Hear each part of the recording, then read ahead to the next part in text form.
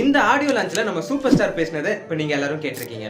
So இவர் என்ன பேசினாரு அப்படின்னு பார்த்துட்டீங்கன்னா, நம்ம ஆயுர்வேதத்தில் கூறப்பட்டிருக்க சிருஷ்டி உற்பத்தி அப்படிங்கிற ஒரு விஷயங்க. சிருஷ்டி உற்பத்தினா என்னன்னு தானே யோசிக்கிறீங்க. அதாவது உலகம் தோன்றிய முறைங்க, ஒரிஜின் ஆஃப் யூனிவர்ஸ் அப்படின்னு கூட சொல்வோம். அதாவது இந்த ஆடியோ லான்ச்ல அவர் பேசும்போது ரெண்டு வார்த்தைகளை நீங்க கவனிச்சிருப்பீங்க. ஒன்னு பிரகிருதி, இன்னொன்னு புருஷாங்க. பிரகிருதி அப்படின்னா என்னன்னு கேட்டுட்டீங்கன்னா, பிரகிருதி அப்படின்னா நேச்சருங்க.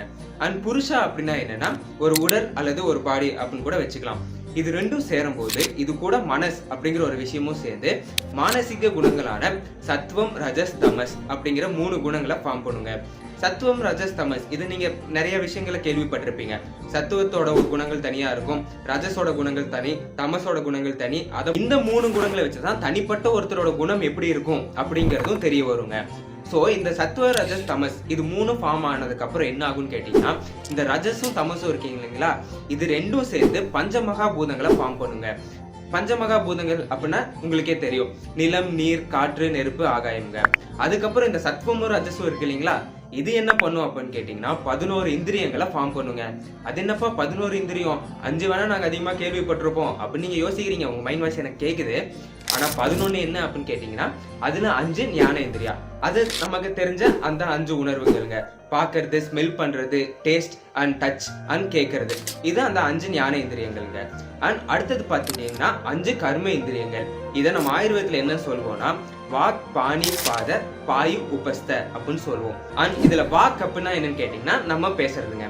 அண்ட் பாணி அப்படின்னா நம்ம டிஃப்ரெண்டான ஒர்க்ஸ் எல்லாம் பண்றோம் இல்லைங்களா, எழுதுறது அண்ட் பேசுறது, குளிக்கிறது, இது எல்லாமே பாணியில வரும்.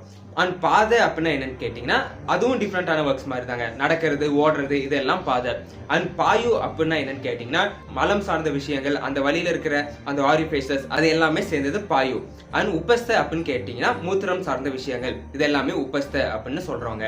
இதை பத்தி தான் நம்ம சூப்பர் ஸ்டார், அதாவது இந்த சிருஷ்டி உற்பத்தியை பத்தி தான் நம்ம சூப்பர் ஸ்டார் அதில் பேசியிருந்தாரு. அண்ட் இன்னொரு விஷயம் என்னன்னு கேட்டீங்கன்னா ஒரு 4 யோகங்களை பத்தி சொல்லியிருப்பாரு. அதுக்கு முன்னாடி உபனிஷத் அப்படிங்கிற ஒரு விஷயத்த சொல்லியிருப்பாரு. ஸோ உபனிஷத் அப்படின்னா என்னன்னு கேட்டீங்கன்னா இது ஒரு சமஸ்கிருத வார்த்தைங்க.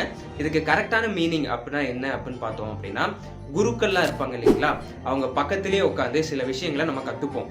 ஸோ அப்படி கத்துக்கிட்டு அந்த வேதங்களை நமக்கு கற்றுக் கொடுத்தாங்க இல்லைங்களா, அவங்களதான் நம்ம உபனிஷத் அப்படின்னு நம்ம சொல்லிட்டு இருக்கோம். ஸோ அடுத்து பார்த்துட்டீங்க அப்படின்னா அவர் ஒரு 4 யோகங்களை பத்தி சொல்லியிருப்பாரு. இது என்னன்னு கேட்டுட்டீங்கன்னா ஆயுர்வேதத்துல தர்ஷனாஸ் அப்படிங்கிற ஒரு விஷயம் இருக்குங்க. அது கீழே இந்த மாதிரி நிறைய தர்ஷனங்கள் வரும். அதுல யோக தர்ஷனம் அப்படிங்கிற ஒரு டாபிக் ஒண்ணு. அந்த யோக தர்ஷனத்துல இருந்து ஒரு 4 யோகத்தை அவர் சொன்னாரு.